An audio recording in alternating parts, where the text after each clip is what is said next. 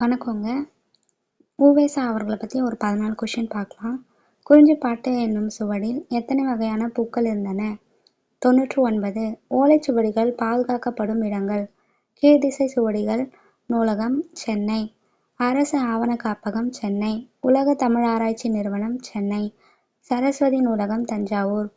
உ.வே.சா பிறந்த ஊர் எது? திருவாரூர் மாவட்டத்தில் உள்ள உத்தமதானபுரம். உ.வே.சாவின் தந்தை பெயர் என்ன? வெங்கட சுப்பு. உ.வே.சாவின் இயற்பெயர் வெங்கடரத்தினம்.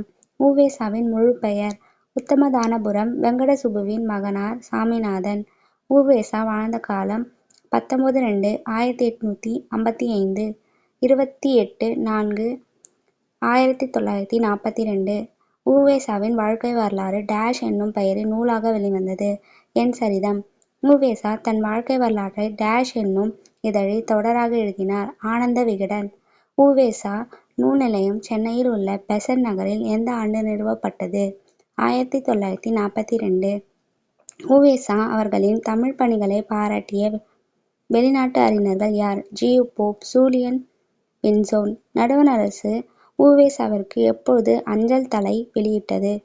2006ஆம் ஆண்டு. உ.வே.சா நினைவு இல்லம் எங்கு அமைந்துள்ளது? உத்தமதானபுரம். குறிஞ்சிப்பாட்டு என்னும் நூலின் ஆசிரியர் கபிலர்.